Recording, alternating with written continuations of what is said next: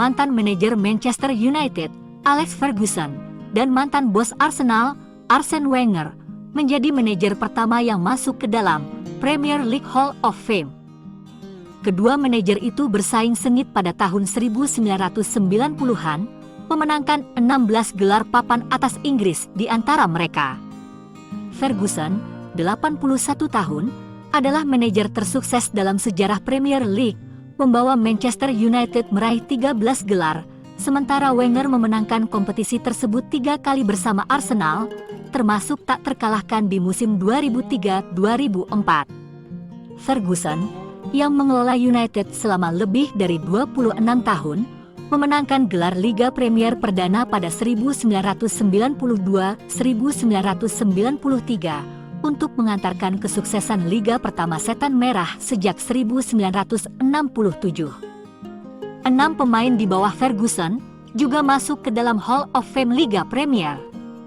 Mereka adalah David Beckham, Eric Cantona, Roy Keane, Wayne Rooney, Peter Schmeichel, dan Paul Scholes. Merupakan suatu kehormatan ketika Anda menerima pengakuan seperti ini, kata Ferguson, yang pensiun pada 2013 setelah memenangkan gelar ke-13-nya. Namun, ini bukan hanya tentang saya sebagai pribadi. Ini tentang pekerjaan di Manchester United dan ikatan yang kami miliki selama bertahun-tahun, jadi saya juga bangga dengan klub, staf, dan para pemain saya. Selamat buat Opa Fergie dan para legenda United.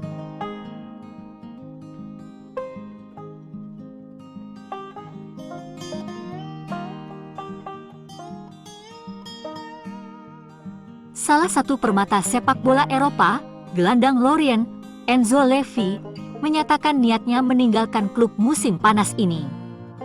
Pemain berusia 23 tahun itu tampil memukau musim ini untuk Lorient, tampil mengesankan baik secara defensif maupun serangan.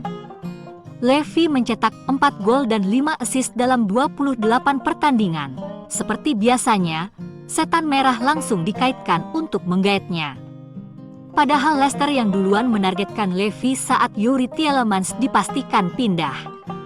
Belakangan Fulham, Wolverhampton, Liverpool, Newcastle dan Tottenham muncul sebagai peminat pemain internasional Prancis U21 itu.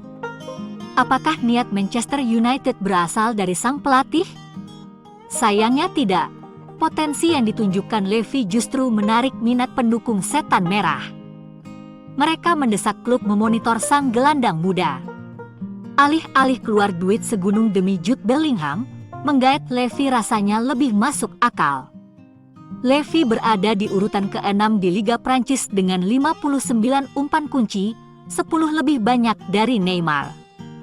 Dalam dribble sukses, dia peringkat ke-5, ranking ke-9 untuk passing progresif, dan ke-9 untuk dribble progresif. Dalam seni bertahan, Levy berada di urutan kedua untuk kemenangan tackle dan ketiga untuk blok yang sukses. Dia telah mencetak 4 gol dari lini tengah dan memberikan 5 assist musim ini. Dia juga seorang pengambil tendangan bebas yang jitu. Gelandang muda menjanjikan, yang mengenakan nomor punggung 80 di Lorient.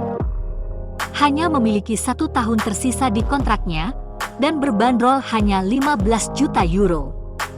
Rasanya keterlaluan kalau United malah sibuk memburu pepesan kosong, pemain yang menolak main di MU, semacam Frenkie de Jong dan Bellingham.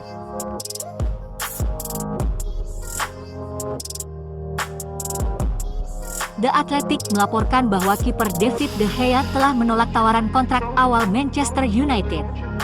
Meski tawaran gaji pembuka dari klub ditolaknya, tetapi pembicaraan tetap berlangsung.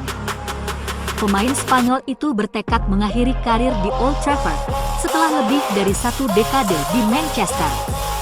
Diskusi antara klub dan agen pemain berlanjut, dengan De Gea bersedia mengurangi gajinya, namun menginginkan jumlah tertentu yang menurutnya sesuai. De Gea menandatangani kesepakatan baru pada 2019 yang menjadikannya tidak hanya pemain dengan bayaran tertinggi di klub, tetapi juga bergaji tertinggi di Liga Premier dengan 375.000 pound per minggu. De Gea menyadari pada usia 32 tahun, dia tidak dapat meminta jumlah gaji yang sama. dengan klub terus mencari suksesornya. Selain kandidat kuat seperti David Raya dan Diogo Costa, belakangan santer dikabarkan United menginginkan Gregory Kobel. Media Jerman, Blick, menyatakan bahwa Manchester United menanyakan status kontrak kiper Borussia Dortmund tersebut. The Red Devils, menurut berita Blick, ingin memboyong penjaga gawang Swiss itu ke Old Trafford di musim panas. Gomu Channel percaya Erik ten Hag masih mempertahankan De Gea sebagai kiper nomor satunya.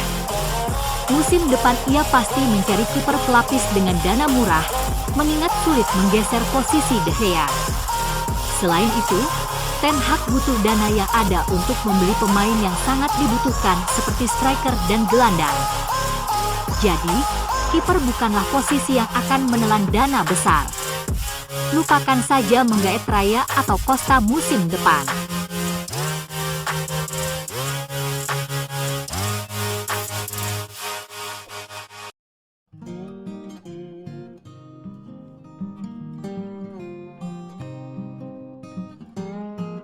ESPN dalam laporan terbaru menyebutkan bahwa sebanyak 6 bek bisa meninggalkan klub secara permanen.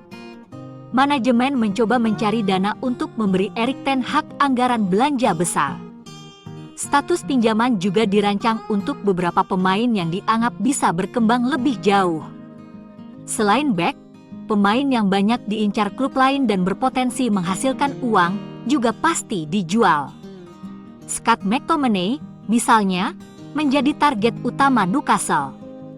Demikian pula Harry Maguire, Victor Lindelof dan Dean Henderson yang ditargetkan klub-klub Inggris dan Eropa. ESPN juga menyebut Eric Bailly dan Alex Telles akan dijual secara permanen setelah masa peminjaman musim ini. Phil Jones dan Axel Tuanzebe sudah lebih dulu ada di daftar jual. Anthony Elanga dan Brandon Williams kemungkinan akan dipinjamkan. Gomu Channel percaya berita dari ESPN berasal dari sumber terpercaya. Dan Marcus Rashford bukan termasuk yang dijual, meski kontrak barunya masih belum kelar. United mengincar pemain mahal semisal Harry Kane dan Victor Osimhen yang bandrolnya lebih dari 100 juta pound. Juga mengincar gelandang berkelas seperti Jude Bellingham yang akan menelan biaya lebih dari 100 juta euro. Belum lagi pemain di sektor lainnya yang tidak akan murah.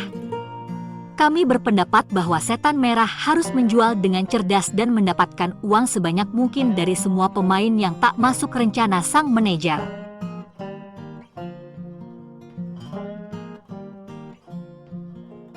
Hanya mencetak 2 gol sejak Januari 2023, fans Manchester United punya masukan bagus tentang Wout Weghorst buat Erik ten Hag. Fans yakin Weghorst akan jadi gelandang yang bagus bagi Man United. Sebaliknya, fans merasa Scott McTominay bisa jadi striker yang tajam sampai akhir musim. Dia mencetak 4 gol dalam 2 laga bersama Skotlandia. Melawan Newcastle pekan ini, McTominay bisa dicoba sebagai ujung tombak. McTominay sebelumnya bermain lebih ke depan untuk tim junior Manchester United, termasuk sebagai penyerang tengah. Bintang Skotlandia itu kemudian diubah menjadi gelandang bertahan oleh Jose Mourinho. McTominay lebih bagus saat maju ke depan dan mencetak banyak gol saat melakukannya. Dia adalah seorang gelandang serang saat mulai bermain bola. Dengan nalurinya, dia bisa menambahkan lebih banyak gol dan assist untuk permainannya. Strategi lainnya, pelatih asal Belanda bisa menggunakan McTominay sebagai penyerang siluman alias false number 9. Posisi yang sering dimainkan Lionel Messi, Cesc Fabregas dan Kevin De Bruyne. Bermain tanpa striker, United bisa mendulang banyak gol dengan konsentrasi bek lawan terpecah.